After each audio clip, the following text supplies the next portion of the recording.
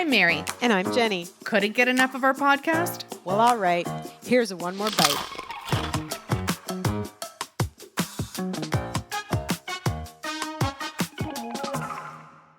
What are some of the hardest things about winemaking, and what are some of the most rewarding? Yeah, so I mean, the most challenging part, I think I mentioned before too, is that it can be very labor intensive. After all, wine is a live organism and it needs a lot of attention. So even from the early stages of fermentation to the point of storing the final product and even bottling the final product. Oxygen exposure is something that we have to be very careful about. So really ensuring that all of our tanks are secured, they're filled up properly, because anytime there's excess oxygen, this is how they make vinegar, right? So the wine is going to turn and it's going to change. Similar, even if you have a bottle of wine that you haven't completely finished, there's going to be a little bit of an air gap there.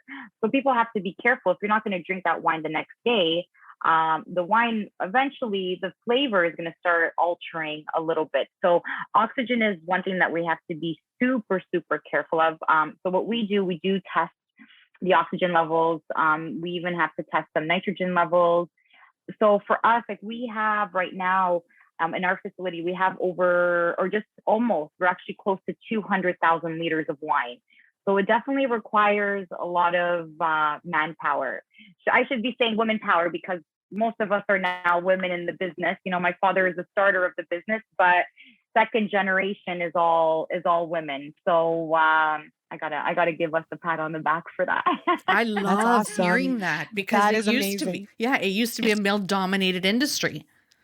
Yes. Yeah, absolutely. So it's kind of nice. And, as a woman, of course, you feel, that the industry is still very male dominant, especially when you talk to the older Europeans and, they see a female giving recommendations. Sometimes they think, hey, what do you know about wine? And it's like, no, signore, I can talk to you. Don't worry. I can help you.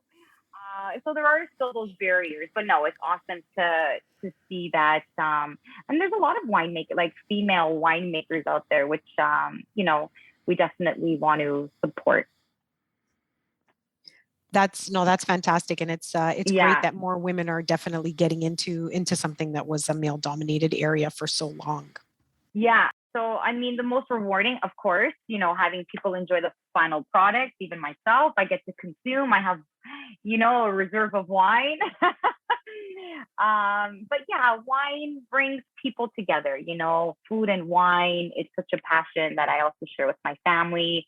And being Portuguese, it's such a part of our culture, right? So even just growing up, there was always wine on the table. So, that passion, I think, really began at a very young age.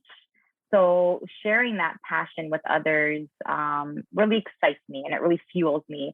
So I do a lot of wine tastings here at the Ossington location. So even just sharing that knowledge with people and, seeing them, drinking our product that, even from it takes a while because, we have to get that sample of wine in, we have to taste that wine and it has, we have our little, family meetings where it's like, okay, guys, what do we think about this? What do we think about that? So to actually finally see it labeled, branded in a bottle and now people drinking it, there's huge, huge fulfillment. And then them enjoying it just, of course, is the icing on the cake. So that definitely, is super rewarding overall. So, it's really, we have a neon sign here at work and it says, wine solves everything. So I'm a big believer in that. I love that philosophy. I might need that neon sign myself.